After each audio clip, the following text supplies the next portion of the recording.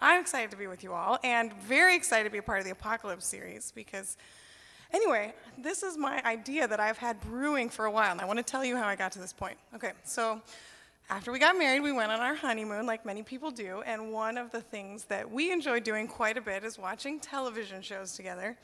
And Adam's career vocation is in film, and so I kind of feel like I'm always playing catch up to all of the shows he has seen, because he has seen all of them, many times through. And he will tell me which ones he feels like are really important to him and are really good and worth watching. And one show that he was like, you have to watch, and especially this summer because it's about to end, was Breaking Bad. So that's kind of the television reference, the kind of media reference that I'm going to be using today. But I'll tell you, I had started watching it quite a few years ago. I watched 3 episodes, and then I was just like, I can't take this anymore. I can totally relate to kind of how Kirsten was feeling about The Dark Knight. I was just like, oh, this is rough. I can't, this is not for me, like, you enjoy. But he was like, no, it's like one of the most critically acclaimed television shows of all time. Like, you have to just get through it, and it's so good. So I was like, okay, so I'll watch it. And yes, we did. We just recently, a couple weeks ago, just finished making it through all of the show. But while we were on our honeymoon, and we had watched a couple other shows from time to time when we were there, I was starting to kind of formulate this hypothesis, which is, why in our era and time in media, especially television right now, are we so focused on dramas with lead characters that are so clearly wicked and evil? When I was looking at the Emmy nominations list, most of the drama series have a lead character that isn't really morally gray, really is morally evil. And maybe they started out in a position where they had some choice and they started making some decisions that got them on that path, or maybe that was kind of always festering in their heart. And there's room for debate of how you get to that point, and I think there's a lot to be said that we can cultivate a position in ourselves to think, wow, like, by the grace of God go I, and then I'm not this person, you know. But anyway, nevertheless, we've got shows like, you know, Mad Men, Boss, Dexter, Breaking Bad, House of Cards. I started making a list, and they just kept flowing because there are so many where the lead character is not your typical hero, and you don't know how to feel about that a lot of the time. So anyway, that kind of led me to think about this idea and look at kind of how it would relate to Scripture a little bit. Anyway, let me tell you a little bit about Breaking Bad in case you're not familiar with this show. It is based on this premise of a high school chemistry teacher who finds himself with a lung cancer diagnosis, and he struggles with the reality of what that will mean for his family's finances after he's dead, and they're already struggling to make ends meet, and starts considering ways in which he could make more money, and the one that he settles on based on his particular skill set is cooking crystal meth, because a chemistry teacher is aptly knowledgeable to get in that kind of illegal activity. So the show follows that kind of progression as he enters into that lifestyle and where it takes him. And like I kind of said before, you at the beginning are left open to thinking, maybe it was just sort of a few choices that got him here, and I do kind of feel bad for him, and he had this family to support. But as we would talk about the show, Adam would always be quick to point out, the show wants to make you think he didn't have any other choices, which of course he always had other choices, but this was the choice he chose to make. So anyway, with giving you just a little background, we're going to watch a clip, if we're ready for that, of just a few minutes from the pilot episode of him kind of getting connected with this. So let's watch together. He even used a bit of leverage to convince one of his former students to start into this business with him, but you can see that at that point the idea was already brewing for him. And in those early episodes, you feel a lot of sympathy for him. You could see where you could find yourself in a common situation of feeling like you're at a dead-end road and you don't know quite what to do about it. But I will go ahead and make the claim that as the show progresses, this wickedness just takes full root in Walter White's heart. And even the title of the show, Breaking Bad, is meant to ask you this question that later on in that same series, or in that same episode, Jesse asks him that question, says, what is it that makes someone like you, some good family man, some good teacher, break bad? Like, what makes that shift happen? And I think it's something that the scriptures explore a little bit, and we're going to be talking about them together. So if you want to go ahead and look at Psalm 37, that's where we're going to be spending most of our time today. And the theme I'm going to pull from that psalm quite a bit is this theme of wickedness. Now, the term wicked is not used as much in our culture today. We have a community that has worked towards creating a space of tolerance, and I think even the term wicked has kind of gone by the wayside in our vernacular. But when I say the term wicked, the first thing that came to my mind was the novel turned Broadway musical about the backstory of the Wicked Witch of the West, if you guys are familiar. And even that is trying to make the case that, well, she really wasn't wicked. Look, there was all this other side to her. And look, Glinda the Good Witch is kind of messed up too. And so, let's all learn to love and appreciate each other. And there's some significance in that message, no doubt, for for our globalized era, that tolerance does have a value and a place. But I only reference that to make the case that we're very hesitant to even use a word like wicked today. And yet, if we're reading through our scriptures regularly, especially the Psalms, the psalmist uses this term so frequently. The psalmist clings to it as here we have this community and here we have the wicked. And the comparing and the contrasting is very prominent. So anyway, all of that to say, let's dive into this a little more and talk about maybe what we are supposed to glean about that from this psalm. Start in Psalm 37. I'm going to read verses 1 and 2, and then I'm going to jump down to verses 7 and 8. Do not fret of those who are evil, or be envious of those who do wrong. For like the grass, they will soon wither. Like green plants, they will soon die away. Be still before the Lord and wait patiently for him. Do not fret when people succeed in their ways, when they carry out their wicked schemes. Refrain from anger and turn from wrath. Do not fret. It only leads to evil. There's many things to talk about, and I want to be sure to place all of this in one particular context that asks that the people who are God's people, who are the believers, the followers, not be people of worry or anxiousness. There's some certain markers that we see throughout the psalm, and honestly throughout all of Scripture, that are meant to characterize the people of God in contrast to these kinds of people. You guys can think of them, I'm sure, just as I can. People who are compassionate, who work for peace, people who love neighbor and love enemy, those who are different than us. And these are kind of the marks that form the community. And even when we get to the part of Jesus' teachings in the New Testament, he's using these teachings to form this community so that wickedness can be overcome within them, no doubt. That's kind of the foundation of what discipleship begins to look like, ways and tools that people of God can root out these parts within our heart. But here in the Psalms and in other places, there's clear identifications of where these things can exist within the hearts of humanity, where each of us have even that capacity. And maybe many of you know the reformer John Calvin is known for certain tenets that came to make up Calvinism, but one of them is this idea of total depravity. Now, me personally, I don't agree with John Calvin on a lot of things, but actually, this idea of total depravity, I think there's something to that left on our own, we can get to this kind of point of wickedness, that many of us are not far from a Walter White, but yet the psalmist is still clearly identifying, here are the people of God, and here's the wicked, and here's why you need not fret. So let's press into that idea more. Okay, so, yes, we seem to be frustrated at times with how it appears that the wicked are succeeding and the wicked are finding ways that seem simpler and are surviving. And in some ways, it seems like all they are doing is being faithless and rebellious, and that's just so aggravating. And at times, those are the people we see within our community and of people of God, and at other times, those are the people outside of the community of God. But either way, it can be a very frustrating reality that the psalmist acknowledges is there and isn't necessarily going away right now. So in some ways, this psalm for the people could be an encouragement, or in some ways, it could be a frustration of like, why are you acknowledging what I already see as true? This doesn't help me whatsoever. But yet, this particular psalm, 3 different times, stresses this idea of do not fret. Or do not vex yourself. Don't be raging over this fire of something you can't do anything about. The Hebrew term here is a word that is often used to relate to God.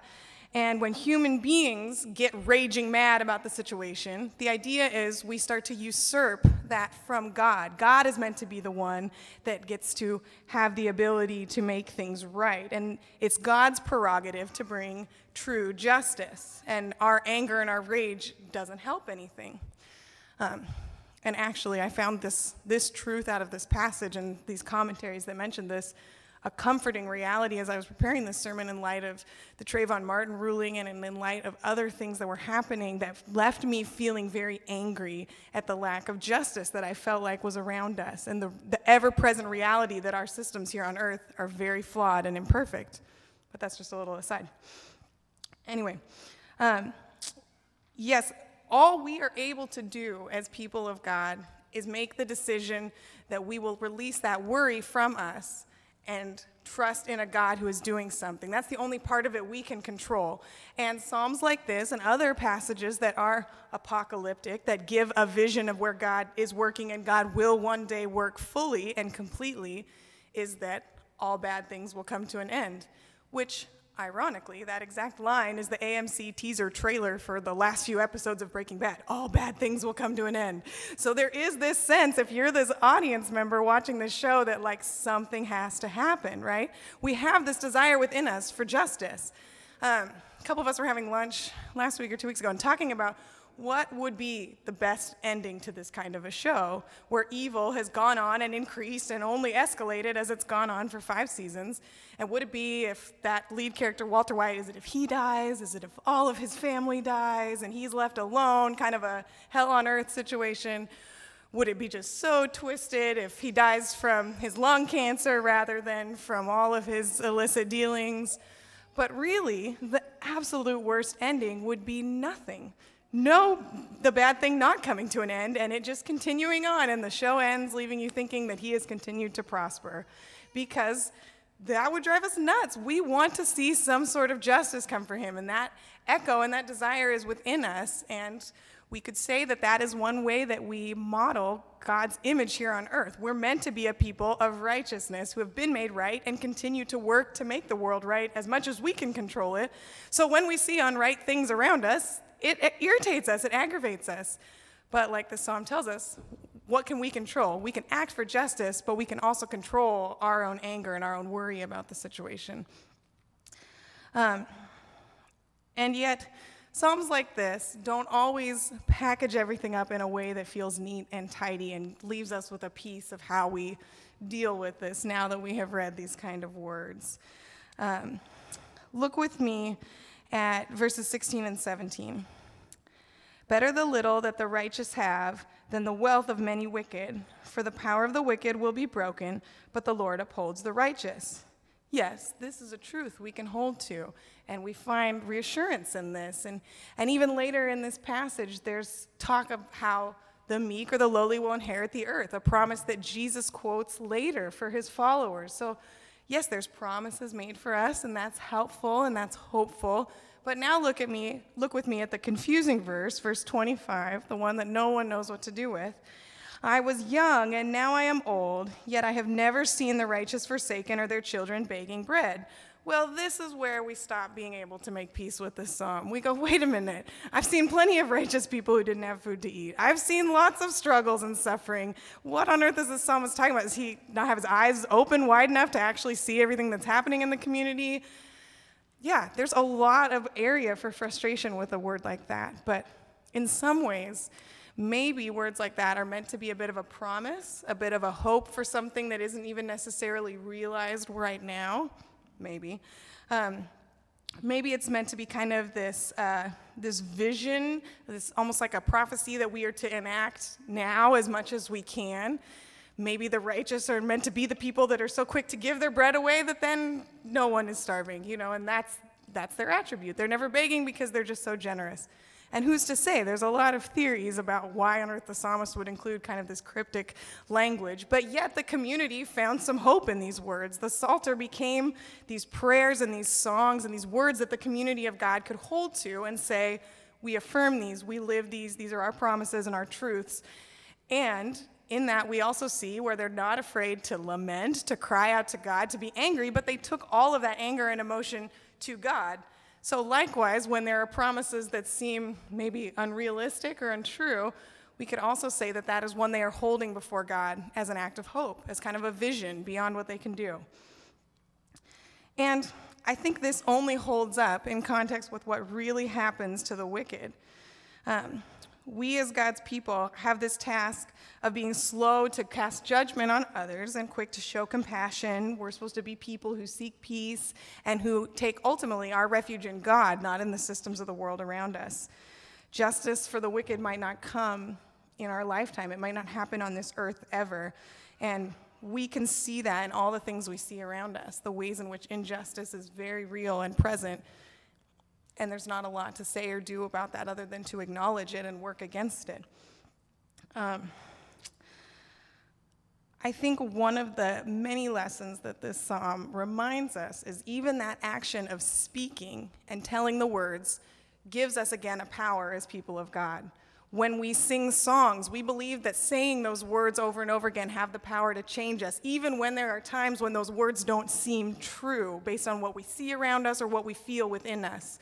And this psalm is the case. There might be seasons where you read it and it feels like such a comfort in the midst of injustice. There is a hope one day that you can hold to. But this also might be a moment when you feel like all you see around you is Walter White's, and then you read a psalm like this and it just drives you nuts. Where is the justice today?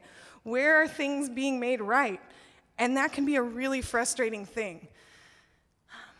What we are left with is this middle space, this unknown. The psalm promises that will happen and also tells of the reality today. What we don't see is how we get from the reality today to the vision of the future. That, I think, is where the church falls in that gap. We are that unknown, unseen space. We don't quite have a sense of how we get there, but we know it must be through the people of God, faithfully being the people of God. Why the songs, why the psalms, why the scriptures form us into a certain type of people that has the ability to root out wickedness is because the church is the hope of the world. There is no plan B. There is no second option of how we get to there. This is God's intent for how wickedness is truly, ultimately rooted out through the power of Christ living and working in the church. Amen? I think that how we practice as a people of God, how we continue to say, my hope and my refuge is in God and not in the things of this world, is the ways in which we have a power within us that is stronger and greater than any of the wickedness and the evil we see around us. I think we are remiss when we try to minimize the evil that is in our midst and in our culture. No way are we ever told as people of God that we are to pretend that evil is not real. But yet also we are to be a people who seek peace, who cultivate compassion and love within us. And so how do we do that on the one hand while also always being ready and quick to acknowledge with critical thinking, just like Kirsten was talking about, with this eye that says, I need to be discerning, I need to be aware, I need to be always reminded that evil is real and this world is not the ultimate hope as far as the fullness of God being known and disclosed. This idea of apocalypse, even the sermon series, is that there are little glimpses and little moments of hope and knowing and revealing happening around us, and we need to have our eyes open to that because that is where the Holy Spirit is working in our midst. But there are plenty of areas where we must be discerning because that evil is real, and it can so quickly seep in and take over any of our lives. If any of you have known people who have fallen into addiction in any capacity, you are so aware of how quickly something can just take root and take hold because we are depraved people, and but for the grace of God go any of us.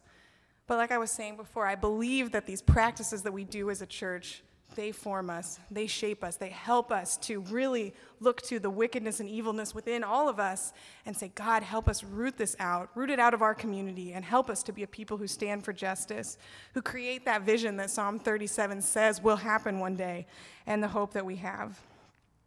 I don't have clear answers to end with, but I do end with a few more words from this psalm. I've seen a wicked and ruthless man flourishing like a luxuriant native tree, but he was soon no more. A future awaits for those who seek peace. But all sinners will be destroyed. There will be no future for the wicked. Honestly, this is the hope that I hold to even when I don't understand what that means. I know that the little I have will be blessed because my desire is that that little bit is something that is faithful and righteous and generously flowing through me because of how generously God has given it to me. And that's the hope we have when we find ourselves in circumstances like Walter White's where it feels as though there's no way out of it. there is a way out, there is a hope, and this is what the church is here to remind the world of. Thank you very much.